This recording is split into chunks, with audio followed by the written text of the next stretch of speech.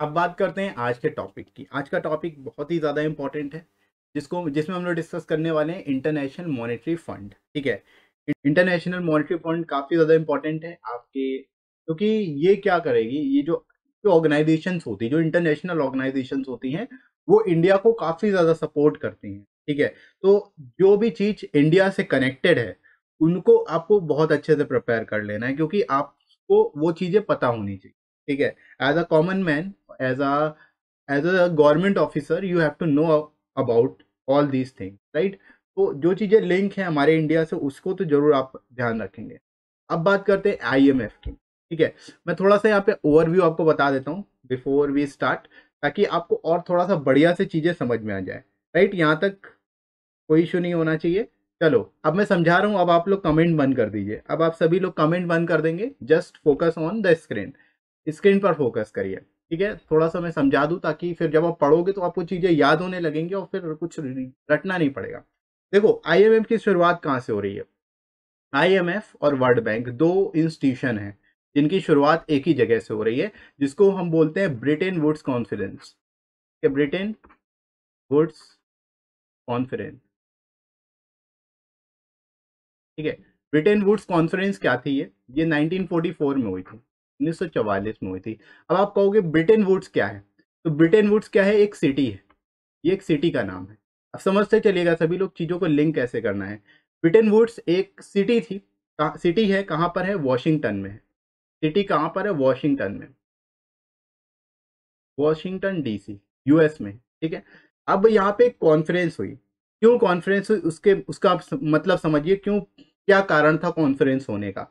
कारण ये था कि सेकेंड जो वर्ल्ड वॉर हुई थी, उसके कारण बहुत ज़्यादा जो कंट्रीज थी, जो यूरोपियन कंट्रीज और अफ्रीकन कंट्रीज थी, और साथ ही साथ जो एशियन कंट्रीज थी, वो काफ़ी ज़्यादा इम्पैक्ट हो पड़ा था उनके ऊपर।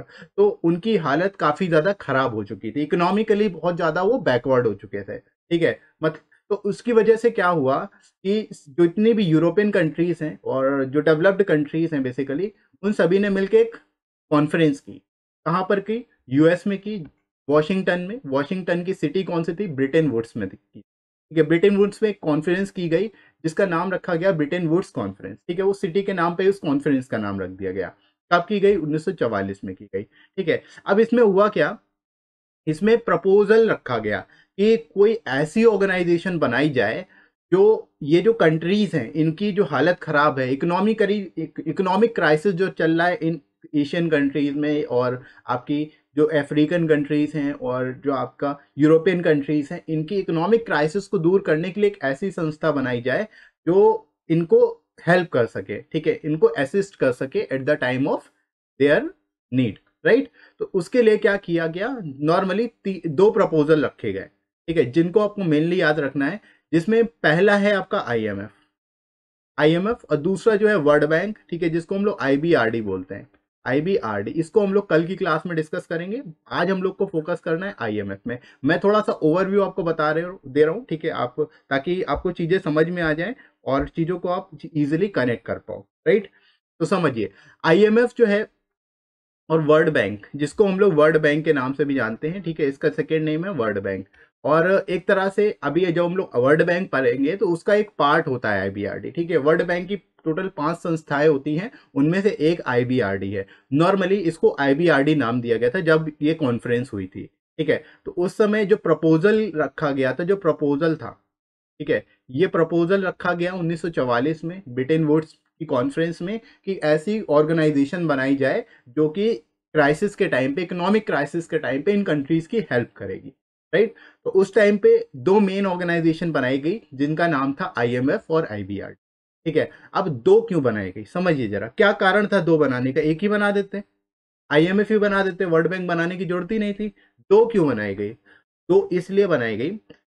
यहाँ पर मेन कारण क्या था, आईएमएफ जो थी वो किन इश्यूज को डील करने के लिए बनाई गई, जो शॉर्ट टर्म लोन्स हैं। ठीक है, जो शॉर्ट टर्म लोन्स हैं उनको डील करने के लिए बनाया गया। जबकि आईबीआरडी वर्ल्ड बैंक है, उसको लॉन्ग टर्म जो लोन्स है उसको डील करने के लिए। ठीक है, मतलब दो तरह से लोन ले सकते हैं। कोई भी कंट्री है, उसको दो तरह से जरूरत पड़ेगी लोन की। पहली जरूरत कैसे पड़ेगी कि उसको कुछ शॉर्ट टर्म मतलब क्या है कि 1 साल या 3 साल के लिए अगर उसको ज़रूरत है, किसी भी कंट्री को 1 साल या 3 साल के लिए रिक्वायरमेंट है किसी लोन की, तो वो शॉर्ट टर्म लोन कहलाता है। ठीक है, normally with in 3 years it will called short term loan. अगर शॉर्ट टर्म लोन की रिक्वायरमेंट है तो वो बंदा कहाँ जाएगा, आईएमएफ के पास जाएगा, मतलब वो कंट्री आईएमएफ के पास जाएगी। लेकिन अगर कुछ कंट्रीज ऐसी भी होंगी जिनको लॉन्ग टर्म की जरूरत होगी, मतलब 5 साल, 10 साल, 15 साल, 20 साल, तो ऐसे जो बड़े बड़े लोन होंगे या फिर आप कह सकते हो लॉन्ग टर्म के लोन होंगे, उसको कौन देगा, आईबीआरडी देगा। ठीक है, तो पर्पस समझ में आ गया दो ऑर्गेनाइजेशन बनाने का।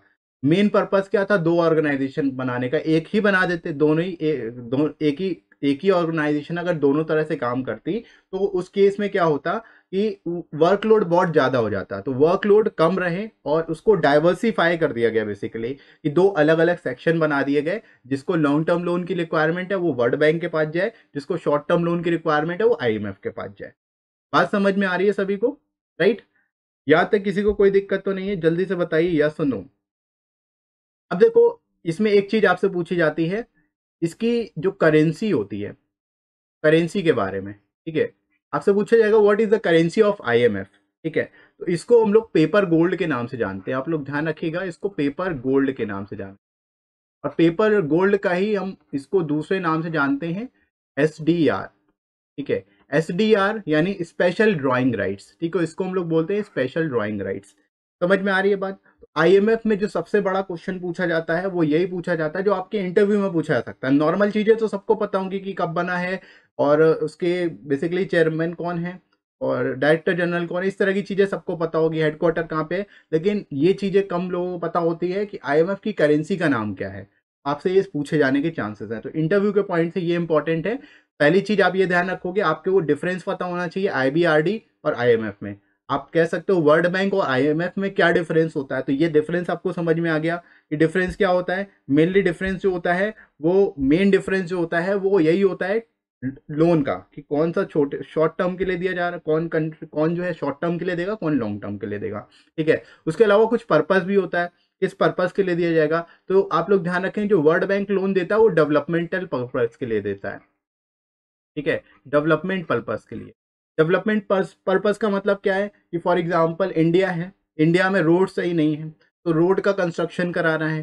ब्रिज नहीं है यहाँ पे, ठीक है, ब्रिज का निर्माण कराना है। एयरपोर्ट नहीं है सही, एयरपोर्ट का निर्माण कराना है। तो ये सारी चीजें क्या हो जाएगी, इंफ्रास्ट्रक्चर डेवलपमेंट हो जाएगा। अगर इन चीजों को हम डेवलप करते हैं, इसको it will come under infrastructure development. तो इंफ्रास्ट्रक्चरल लोन कौन देता है, वर्ल्ड बैंक देता है। आप लोग ध्यान रखेंगे, इंफ्रास्ट्रक्चरल डेवलपमेंट से रिलेटेड लोन कौन देगा, वर्ल्ड बैंक देगा। वही आप आईएमएफ किस केस में लोन देगा, फिर आईएमएफ का भी समझिएगा। दोनों के बीच में डिस्टिंग्विश करना बहुत ज्यादा जरूरी है। अगर आप इनको डिस्टिंग्विश नहीं कर पाओगे तो फिर आप उतने बेहतर आंसर नहीं कर पाओगे। देखो, मेन चीजें क्या है, डिस्टिंग्विश करना। अब आपने ये तो समझ लिया वर्ल्ड बैंक क्यों लोन देगा, ये डेवलपमेंट पर्पस के लिए देता है। डेवलपमेंट पर्पस यानी कि अगर आपको कंट्री में कुछ भी किसी भी तरह का इंफ्रास्ट्रक्चर डेवलपमेंट कराना है, तो उसके लिए लोन आप आईबीआरडी से या फिर वर्ल्ड बैंक से जाके ले सकते हैं। ठीक है, लेकिन दूसरी चीज क्या होती है कि जब आप ट्रेड करते हो, ठीक है, जब आप ट्रेड करोगे तो इसमें दो पॉसिबिलिटी होती हैं। पहला कि आपका लॉस हो सकता है, दूसरा आपको गेन होगा या प्रॉफिट होगा। ठीक है, लॉस होगा या प्रॉफिट होगा, बेसिकली दो यहाँ पे सर्कमस्टेंसेस होंगी। अब इसी लॉस और प्रॉफिट को हम लोग इंपोर्ट एक्सपोर्ट के टर्म्स में अगर काउंट करेंगे, तो अगर आप इंपोर्ट करते जा रहे हो, ठीक है, आप इंपोर्ट करते जा रहे हो और एक्सपोर्ट नहीं कर रहे हो, या एक्सपोर्ट कम कर रहे हो, एक्सपोर्ट आप कम कर रहे हो, इंपोर्ट ज्यादा कर रहे हो, तो यहाँ पर जो आपका बैलेंस ऑफ पेमेंट, अभी हम लोग आगे डिस्कस करेंगे बैलेंस ऑफ पेमेंट और बैलेंस ऑफ ट्रेड क्या होता है। यहाँ पे आप सिंपल सा आप इसको समझिए कि आप अपने घर में, ठीक है, जब आप कोई वस्तु खरीदते हो, मतलब अपनी रिक्वायरमेंट्स के लिए चीजें अगर खरीदते चले जाओ, खरीदते चले जाओ, खरीदते चले जाओ, तो यहाँ पे क्या होगा, आपका खर्च बढ़ेगा कि नहीं बढ़ेगा, बताइए। खर्च बढ़ेगा कि नहीं बढ़ेगा, केवल खरीदते जा रहे हो, खरीदते जा रहे हो, खरीदते जा रहे हो, खर्च बढ़ जाएगा। तो या सुनो, वर्ल्ड बैंक होता है, world bank, world bank L लगा दो भाई, वर्ल्ड बैंक। ठीक है, खर्च बढ़ेगा कि नहीं, से या सुनो सभी लोग। अगर आप चीजें अगर खरीदते जाओगे, घर में जो भी रिक्वायरमेंट है केवल खरीदते चले जाएंगे, खरीदते चले जाएंगे, खरीदते चले जाएंगे, तो उससे आपका खर्च बढ़ेगा। वही आपके घर में जो आमदनी के सोर्सेस हैं वो कम है, आमदनी के सोर्सेस कम है।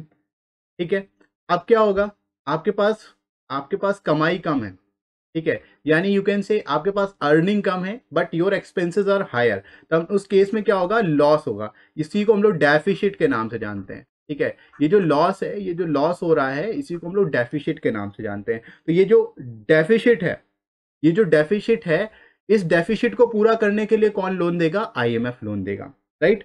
अंकित, try to understand what I am trying to explain, ठीक है। जब आप चीजें समझ जाओगे ना, फिर इससे आपको कितना भी घुमा के क्वेश्चन पूछ लिया जाए, आप उसको आंसर कर सकते हो।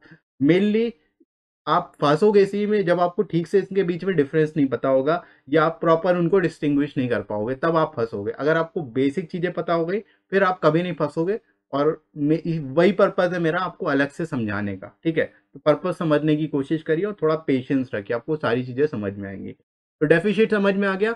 आईएमएफ कब लोन देगा, आईएमएफ तभी लोन देगा जब आपके इंपोर्ट एक्सपोर्ट में किसी तरह की कमी आ रही होगी, आपको लॉस हो रहा होगा, ठीक है। उस केस में ही क्या होगा, अगर आपको पैसे की रिक्वायरमेंट हो तो आईएमएफ से ले सकते हो। अगर आपको डेवलपमेंटल पर्पज के लिए लोन चाहिए, ठीक है, तो उस केस में आप किसके पास जाओगे, वर्ल्ड बैंक के पास जाओगे, ठीक है। आईएमएफ की करेंसी कौन सी है, इसको हम पेपर गोल्ड के नाम से जानते हैं। पेपर गोल्ड का दूसरा नाम क्या है, एसडीआर, जिसको हम स्पेशल ड्राइंग राइट्स बोलते हैं, ठीक है। एसडीआर, स्पेशल ड्राइंग राइट्स, ठीक है। इतनी चीजें आपको ध्यान रखनी है। आपको अगर इतनी चीजें पता है तो आप डेफिनेटली अच्छा रिस्पॉन्स करोगे अगर आपसे इस टॉपिक से रिलेटेड कुछ भी इंटरव्यू में पूछे। इसके साथ ही साथ फ्रेंड्स, आप IBSCIO के ईयर 3 के बैच को ज्वाइन कर सकते हो, जो आप सभी के लिए काफ़ी ज़्यादा इंपॉर्टेंट होगा। यहाँ पे आपको mock question, notes and PDFs और साथ ही साथ इंटरव्यू से रिलेटेड सारी इंपॉर्टेंट टिप्स भी मिल जाती है। इंटरव्यू से रिलेटेड आपको करंट और सिक्योरिटी रिलेटेड इशूज़ भी यहाँ पे कवर हो जाएंगे। डेली मॉक क्वेश्चन भी आपको प्रोवाइड किए जाएंगे प्रैक्टिस के लिए। और इंपॉर्टेंट इंटरव्यू से रिलेटेड जितने भी क्वेश्चन हैं जो आपसे पूछे जा सकते हैं, उनको भी हम लोग यहाँ पे कवर करेंगे। साथ ही साथ आपका जो आपका साइकोमेट्रिक टेस्ट है वो भी यहाँ पे कंडक्ट कराया जाएगा, तो वो भी आपको इस बैच के अंतर्गत मिलेगा। और 25+ आवर्स की आपको लाइव इंटरेक्टिव क्लासेस मिल जाएंगी। आपको डाउट सॉल्विंग सेशन मिल जाता है, आप 24/7 कभी भी डाउट पूछ सकते हो। और साथ ही साथ आपको रिकॉर्डेड वीडियोस भी मिल जाएंगे, वो भी आप रिवीजन कर सकते हो, राइट। साथ ही साथ गर्ल्स के लिए अलग सेपरेट ग्रुप की सुविधा भी है और लिमिटेड सीट्स अवेलेबल है, इस वजह से इस बैच को आप जरूर एनरोल कर लीजिए। राइट फ्रेंड्स, आपको एडिशनल 10% डिस्काउंट भी मिल जाएगा। डिस्काउंट कोड आपको यूज़ करना है SG10, ठीक है। जो आप यूज़ करोगे आपको 10% डिस्काउंट भी मिल जाएगा। इसका लिंक डिस्क्रिप्शन में दिया गया है जाता है, ठीक है। अब यहाँ तक क्लियर है। अब हम लोग मूव करते हैं स्क्रीन पर, ठीक है। अब समझिए, यहाँ पे वही चीज़ें हैं, बस अब आप समझते जाएंगे क्या क्या चीज़ें आपको एडिशनल याद करनी है। देखो, IMF जो है, इसकी शुरुआत कब हुई, 1944 में हुई, ब्रिटेन वुड्स कॉन्फ्रेंस में। ब्रिटेन वुड्स क्या है, ब्रिटेन वुड्स एक सिटी है, कहाँ पर, वॉशिंगटन में। वॉशिंगटन की एक सिटी है। ऐसे भी आ सकते हो, वॉशिंगटन जो है, वॉशिंगटन जो है, यही यहाँ पे ही इसका हेडक्वार्टर है। और दो ऑर्गेनाइजेशन बनी तो दोनों का हेडक्वार्टर वहीं पे हो गया, तो वॉशिंगटन DC आप इस तरह से कनेक्ट कर लीजिए। ब्रिटेन वुड्स कॉन्फ्रेंस में दो ऑर्गेनाइजेशन बन रही हैं। ब्रिटेन वुड कॉन्फ्रेंस कहाँ पर है, वॉशिंगटन DC में। वॉशिंगटन DC में ही क्या है, उसका हेडक्वार्टर रख दिया गया, ठीक है। तो IMF और वर्ल्ड बैंक दोनों का हेडक्वार्टर कहाँ पर है, वॉशिंगटन DC में। समझ में आ रहा है, आप चीज़ों को कनेक्ट कर पा रहे हैं अच्छे से। अब देखो, यहाँ पर 1944 में तो एक प्रपोजल रखा गया था, यहाँ पे ब्रिटेन वुड्स कॉन्फ्रेंस में प्रपोज करके उसको क्रिएट करने की मतलब अवधारणा रख दी गई। लेकिन ये एक्चुअल में ऑपरेशन में कब आया, एक्चुअल में ऑपरेशन में आया 27 दिसंबर 1945, यानी 1945 में it came into operation, right. और इट इन्फोर्स्ड, राइट। साथ ही साथ आपसे पूछा था what is the total number of members, तो टोटल नंबर ऑफ मेंबर्स 189 है, एक और मेंबर जुड़ चुका है, तो टोटल 190 मेंबर्स है इस समय, ठीक है। तो अब याद रखोगे आप 189 और 190, ये आपको मेनली 189 याद रखोगे तो उससे भी आपको ध्यान रहेगा। वर्ल्ड बैंक में 189 मेंबर्स है, इसमें 189 मेंबर है, 1 बढ़ चुका है तो 190 हो गए टोटल, ठीक है। इसके अलावा हेडक्वार्टर जो है वो वॉशिंगटन DC है, मैंने आपको याद करा दिया, आसानी से आप याद रहेगा। ब्रिटेन वुड कॉन्फ्रेंस वॉशिंगटन की सिटी है, और वॉशिंगटन DC ही क्या है, हेडक्वार्टर है IMF और वर्ल्ड बैंक का, ठीक है। इसमें कोई दिक्कत नहीं है। अब IMF जो है स्पेशलाइज्ड एजेंसी है UN की, यूनाइटेड नेशंस की क्या है, ये एक स्पेशलाइज्ड एजेंसी है, राइट। तो इसको भी आप जो है कनेक्ट कर लीजिए, इसको भी यहाँ से आप याद रखोगे, UN से आप इसको कनेक्ट कर सकते हो। अब देखिए फॉर्मेशन ऑफ IMF का फॉर्मेशन क्या हुआ, इससे रिलेटेड मैंने थोड़ा सा आपको हिस्ट्री बता दी कि मेजर इश्यूज क्या थे, कि जो सेकेंड वर्ल्ड वॉर थी उसके बाद जो है इकोनॉमिक क्राइसिस आया, जिसको हम लोग ग्रेट डिप्रेशन बोलते हैं।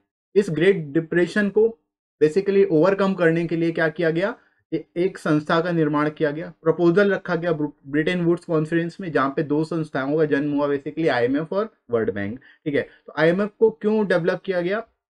आईएमएफ को डेवलपमेंट का मेन कारण ये ग्रेट डिप्रेशन, ताकि जो इकोनॉमिक ग्रोथ है और पावर्टी है इसको कम किया जा सके, इकोनॉमिक ग्रोथ को बढ़ाया जा सके, और जो पावर्टी है, जो गरीबी है पूरे विश्व में, उसको कम किया जा सके। राइट।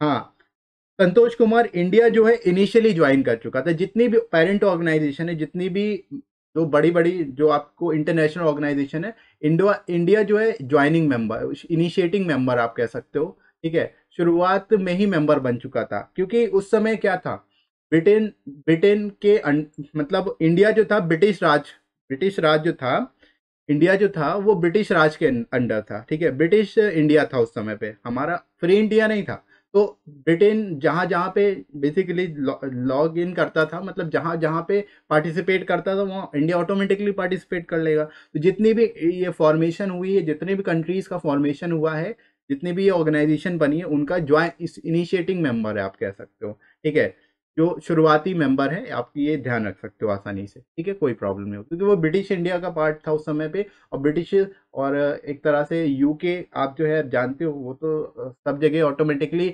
सबसे पहले आगे चले गए, क्योंकि मोस्ट डेवलप्ड कंट्रीज में आप कह सकते हो ना कि वो दोनों तरफ सबसे ज़्यादा राज उन्हीं का था। राइट, तो इस वजह से आप इससे कनेक्ट कर लीजिए कि इंडिया है उसका इनिशिएटिंग मेंबर। राइट। अब देखो, यहाँ पे वही बात आ गई, आईएमएफ जो है ब्रिटेन वुड्स कॉन्फ्रेंस में फॉर्म हुआ था 1944 में। उस समय जो रिप्रेजेंटेटिव थे, 45 गवर्नमेंट रिप्रेजेंटेटिव थे, जिन्होंने इस कॉन्फ्रेंस में हिस्सा लिया था। ठीक है, और इकोनॉमिक कोऑपरेशन के लिए एक प्रपोजल रखा था कि हाँ, हमें कुछ बनाना चाहिए, कोई ऐसी ऑर्गेनाइजेशन बनानी चाहिए जो जो कंट्रीज हैं उनको हेल्प करे। राइट। अब इसी से क्या हुआ, आईएमएफ जो ऑपरेशन में आ गया 27 दिसंबर 1945 में। उस समय मेंबर कंट्रीज 29 थी। ठीक है, ये हालांकि आपसे नहीं पूछा जाएगा, आपको बस डेट याद रखनी है कि 27 दिसंबर 1945 से आईएमएफ जो है फंक्शनिंग में आ गया है। राइट। अब ये जो कंट्रीज थी वो क्या है, एग्रीड हुई थी उसकी ट्रीटी। एक ट्रीटी है, कोई भी संस्था बन रही है तो उसका एक कॉन्स्टिट्यूशन होता है, उसकी एक ट्रीटी होती है कि भाई जो मेंबर्स होंगे वो इन इन चीज़ों का फॉलो करेंगे, इन इन चीज़ों का पालन करेंगे। तो 29 जो है कंट्रीज थी जिन्होंने इस चीज़ को फॉलो किया, एग्री किया। राइट। करेंटली आईएमएफ के अराउंड 190 मेंबर्स हैं, आप लोग ध्यान रखेंगे, टोटल 190 कंट्रीज हैं जो मेंबर हैं आईएमएफ। राइट। ये आपसे 189 भी पूछा जा सकता है, तो आप कंफ्यूज मत होना, 189 भी हो सकता है 190 में, लेकिन करेंटली 190 है। राइट। अब देखो फैक्ट्स इससे रिलेटेड क्या क्या जो आपसे पूछे जा सकते हैं। मेन फैक्ट क्या है, आप ध्यान रखेंगे, इंटरनेशनल इकोनॉमिक सिस्टम, ये एक ऑर्गेनाइजेशन है जो इंटरनेशनल इकोनॉमिक सिस्टम को कंट्रोल करती है। ठीक है, और एक तरह से जो कैपिटल है, इंटरनेशनल कैपिटल है, उसको बिल्ड करने की कोशिश करती है। ठीक है, मतलब कैपिटल का मतलब क्या होता है, पूंजी। ठीक है, एक तो वैश्विक पूंजी कह सकते हो ना, वैश्विक पूंजी का निर्माण करेगी। वैश्विक पूंजी का मतलब क्या है कि हर एक कंट्रीज कुछ ना कुछ सहयोग करेंगे, यहाँ पे कुछ ना कुछ कंट्रीब्यूशन देंगे, जिससे क्या है कि कैपिटल का निर्माण होगा, एक पूंजी का निर्माण होगा। अब उसी पूंजी में से जिस कंट्री को हेल्प चाहिए उसको उसी में से दे दिया जाएगा कि आपको इतने करोड़ का लोन चाहिए आप इतना ले लीजिए, आपको उतना करोड़ का लोन चाहिए आप उतना ले लीजिए। तो ये सारी चीज कैसे हुई, जब सारी कंट्रीज मिल गई आपस में। समझ में आ रही है बात? राइट, ब्रिटिश कॉलोनी था बिल्कुल, फाउंडिंग मेंबर है, सारे फाउंडिंग मेंबर्स हैं, ये चीज़ ध्यान रखेंगे। अब पर्पस क्या था, इकोनॉमिक सोवरेनिटी को बढ़ाना, मतलब जो कंट्री है उसको इकोनॉमिकली इंडिपेंडेंट बना देना, और ह्यूमन वेलफेयर। अगर आप इकोनॉमिकली इंडिपेंडेंट बनाओगे तो डेफिनेटली जो लोग हैं वहाँ के, उनमें भी डेवलपमेंट आएगा। ठीक है, उनकी सोर्सेज ऑफ इनकम बढ़ेगी, सोर्सेज ऑफ इनकम बढ़ेगी तो उनकी जो है लेवल जो है वो भी बढ़ता जाएगा। ठीक है, तो ये सारी चीज़ें ह्यूमन डेवलपमेंट या ह्यूमन वेलफेयर से कनेक्टेड है, आसानी से याद रख सकते हो। यूनाइटेड नेशन जो है पेरेंट ऑर्गेनाइजेशन है, जो कि फंक्शनिंग और आईएमएफ को कंट्रोल करती है। ठीक है, आईएमएफ की फंक्शनिंग और एडमिनिस्ट्रेशन को कौन कंट्रोल करेगा, आप ध्यान रखें, यूनाइटेड नेशंस करता है, यूएन करता है। इसके अलावा आईएमएफ के मैनेजिंग डायरेक्टर होते हैं, जिनको हम लोग एमडी बोलते हैं, जो एक एग्जीक्यूटिव बोर्ड द्वारा चुने जाते हैं, और इनका जो टर्म होता है वो 5 ईयर्स का होता है। 5 साल के लिए बेसिकली जो है इनको यहाँ पे सेलेक्ट किया जाता है। तो आप लोग ये भी ध्यान रखेंगे, आपसे पूछा जा सकता है what is the term of IMF managing director. ठीक है, तो यू हैव टू से इट इज 5 ईयर्स। ठीक है, 5 साल का होता है। अब ध्यान रखेंगे करंट में कौन है, क्रिस्टलिना जियोजीवा जो है यहाँ पे करंट में आईएमएफ है, और 5 साल के लिए है। तो आप आसानी से याद रखो, कोई दिक्कत नहीं है, 5 साल तक यही रहेंगी, तो आपको इजिली रिमेंबर भी रहेगा कि हाँ कौन है। ठीक है, तो इतनी चीजें आप याद रखेंगे। अब बात करते हैं objectives. What are the objectives of IMF? Main objective यही था कि भाई गरीबी हटाना है, फाइनेंशियल स्टेबिलिटी बढ़ाना है। ये सारी चीजें आप ऑटोमेटिकली कनेक्ट कर पाओगे जब आपको बेसिक चीजें पता होंगी। जब बेसिक बेस रूट आपको, बेसिक पिलर्स आपके मजबूत होंगे तो बिल्डिंग आप अपने आप खड़ी कर सकते हो, है ना। तो वैसे ही अगर आपको बेसिक नॉलेज होगी किसी टॉपिक की तो आप अपने आप से बना सकते हो चीजों को, राइट। गीता गोपीनाथ, अभी आगे बात करेंगे। गीता गोपीनाथ जो है उनको भी बात करेंगे, इकोनॉमिस्ट हैं वो, ठीक, चीफ इकोनॉमिस्ट हैं, right. The sage chief economist हैं गीता गोपीनाथ, ठीक है। ये एक तरह से भारत की ओरिजिन है, इनका जन्म भी भारत में ही हुआ था, आप कह सकते हो। और बाकी यूएस, इंडो यूएस कह सकते हैं आप यहाँ पे इनको। भारत, इन्होंने नागरिकता जो है यूएस की ले रखी है। अभी उसको भी डिस्कस करेंगे। Let us discuss first objective. Objectives में देखो बेसिक चीजें वही हैं कि आप financial, secure financial stability, eliminating और मिनिमाइजिंग एक्सचेंज स्टेबिलिटी, ठीक है। जो एक्सचेंज रेट स्टेबिलिटी है उसको क्या करना, एलिमिनेट कर देना या फिर एक तरह से सिक्योर करके रखना। फाइनेंशियल स्टेबिलिटी को बनाए रखना, यही मेन काम है आईएमएफ का, ठीक है। इसके अलावा हाई एम्प्लॉयमेंट को प्रमोट करती है थ्रू इकोनॉमिक असिस्टेंट, ठीक है। किसी को पैसे की रिक्वायरमेंट है, दे दिया, उससे क्या होगा, बिजनेस कर पाएंगे, बिजनेस होगा तो डेफिनेटली एम्प्लॉयमेंट बढ़ेगा, रोजगार के साधन बढ़ेंगे, राइट। राइट, क्लियर है यहाँ तक। इसके अलावा to improve promote global monetary corporation of world, यानी इकोनॉमिक कॉर्पोरेशन, पैसे से रिलेटेड अगर किसी भी तरह की कोई समस्या है तो उसको आईएमएफ सॉल्व कर सकता है, राइट। इसके बाद to reduce poverty around the world, ये बहुत ही सिंपल सा है, आसानी से याद रहेगा। Facilitate a balance international trade. International trade का मतलब क्या है, आप जब इंपोर्ट एक्सपोर्ट कर रहे हो वही आपका इंटरनेशनल ट्रेड है, तो इसको बैलेंस बना के रखना। बैलेंस से मतलब क्या है कि अगर आपका डेफिसिट हो रहा है, अगर आपका लॉस हो रहा है इंटरनेशनल ट्रेड में, तो आप क्या कर सकते हो, लोन ले सकते हो आईएमएफ पे उस घाटे की भरपाई करने के लिए, ठीक है। तो इस तरह से आप कह सकते हो ये बैलेंस बना के रखता है, बनाने में हेल्प करता है इंटरनेशनल ट्रेड में, राइट। समझ में आ रही बात। नाउ फंक्शंस ऑफ आईएमएफ क्या है, क्या क्या मेन मेन फंक्शंस होते हैं, राइट। अब समझिए, आईएमएफ जो है as as a regulatory body है, ठीक है, जो कि किस पे फोकस करती है, एक्सचेंज रेट पॉलिसीज पे फोकस करेगी। Restriction of payment of current account transaction, current account और कैपिटल अकाउंट दो तरह के अकाउंट होते हैं बैलेंस ऑफ पेमेंट में, उसको हम लोग आगे डिस्कस करेंगे जब हम लोग बैलेंस ऑफ ट्रेड और बैलेंस ऑफ पेमेंट के बारे में बात करेंगे, तब आपको क्लियरली मैं समझा दूंगा। अभी आप यहाँ पे ये समझिए, जो आपके खाते होते हैं, ठीक है, जो अकाउंट्स होते हैं उनमें अगर कुछ भी कम ज्यादा हो रहा है तो उसको मैनेज कौन करेगा, अकाउंट्स। अगर जो आपके इंटरनेशनल ट्रेड के जो अकाउंट्स है उसमें अगर किसी तरह की कमी आ रही है तो उसको कौन डील करेगा, उसको आईएमएफ डील करेगा, उसके लिए वो एक्सचेंज रेट पॉलिसीज बनाता है, राइट। तभी आप देखते हो कि डॉलर का रेट कुछ और होता है, इंडियन करेंसी का रेट कुछ और होता है, क्या जो अलग अलग देशों की करेंसीज है उनका अलग अलग रेट होता है, राइट। कंट्रोल कौन करेगा यहाँ पे, एक्सचेंज रेट पॉलिसीज कौन बनाएगा, आईएमएफ बनाता है, ठीक है। इसके अलावा आईएमएफ जो है प्रोवाइड्स फाइनेंशियल सपोर्ट प्रोवाइड करेगा रिसोर्सेज टू मेंबर कंट्रीज। अब ये मेंबर कंट्रीज तक ही सीमित है, जितनी भी मेंबर कंट्रीज हैं उन सबको फाइनेंशियल सपोर्ट प्रोवाइड करेगा, उनको रिसोर्सेज प्रोवाइड करेगा। Meet short term and medium term balance of payment disequilibrium. Disequilibrium का मतलब क्या है कि जो आपका लॉस हो रहा है, अगर आप बैलेंस ऑफ पेमेंट किससे रिलेटेड है, ये इंटरनेशनल ट्रेड से रिलेटेड है, ठीक है। आप लोग ध्यान रखेंगे बीओपी जो है balance of payment international trade से रिलेटेड है, ठीक है। अब इंटरनेशनल ट्रेड में आपके पास दो सिचुएशन है, मेनली ये किस पे फोकस करेगा, जब आपको लॉस हो रहा होगा, ठीक है, यानी जब आपको डेफिशिट हो रहा होगा। जब आपको डेफिशिट होगा, जब आपका लॉस होगा तो आप आईएमएफ से लोन ले सकते हो उस लॉस की भरपाई करने के लिए, ठीक है। तो यहाँ पे ये जो डिसइक्विलिब्रियम है, ऊंच नीच है, उसको बराबर कर देता है, ठीक है। डिसइक्विलिब्रियम का मतलब क्या है, जो बराबरी नहीं है उसको बराबर कर देगा, मतलब जो आपका घाटा हुआ है उसको कवर कर देगा, राइट। क्लियर है यहाँ तक। अब देखो, IMF is a centre of international cooperation for member countries, मतलब आपस में कंट्रीज जो है एक दूसरे को कोऑपरेट करेंगी। Act as resource of council and technical assistance, ठीक है। अगर किसी को किसी तरह की काउंसलिंग, मतलब किसी चीज तरह की हेल्प की रिक्वायरमेंट है तो आईएमएफ के पास जा सकती हैं कंट्रीज। टेक्निकल असिस्टेंस की रिक्वायरमेंट तो भी जा सकती है। तो ये these are the main functions you can elaborate, right. आप इन पॉइंट्स को इलेबोरेट कर सकते हो।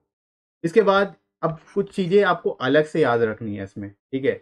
क्या क्या चीजें हैं जो आपसे ज्यादा से ज्यादा पूछे जाने के चांस है। इसमें पहली चीज याद रखेंगे, फॉर्मेशन।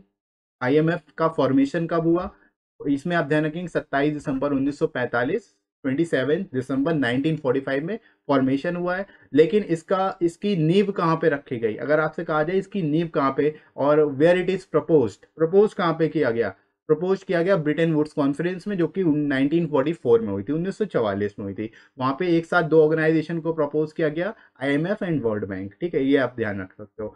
हेडक्वार्टर आपको याद रहेगा ही, ब्रिटेन वुड्स कॉन्फ्रेंस है वो कहाँ पर है, सिटी है वॉशिंगटन की, तो वॉशिंगटन डीसी को ही हेडक्वार्टर बना दिया गया।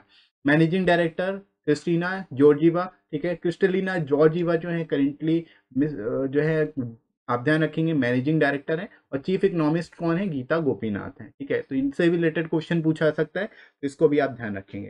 राइट, तो यहाँ तक कोई प्रॉब्लम नहीं है। एक और चीज इसमें पूछा जाता है कि वोटिंग राइट्स कितने हैं, आपसे वोटिंग राइट पूछा जा सकता है कि आईएमएफ के इंडिया का वोटिंग राइट क्या है आईएमएफ में, तो 2.63% है। ठीक है, 2.63% आपको ध्यान रखना। बाकी फाउंडिंग मेंबर है, ये भी हम लोगों ने डिस्कस कर ही लिया। आईएमएफ का फाउंडिंग मेंबर है इंडिया। ऐसे ही जितनी भी बड़ी बड़ी ऑर्गेनाइजेशन, यूएन का फाउंडिंग मेंबर है, यूएनएससी का फाउंडिंग मेंबर है, तो बड़ी बड़ी जितनी भी ऑर्गेनाइजेशन है उन सब का फाउंडिंग मेंबर है। क्योंकि उस समय ब्रिटिश रूल था, ब्रिटिश इंडिया था, ब्रिटिश जब ब्रिटेन जो है किसी चीज में पार्टिसिपेट करेगा तो इंडिया ऑटोमेटिकली पार्टिसिपेट कर देगा। राइट, इस तरह से आप इस चीज को कनेक्ट कर सकते हो आसानी से।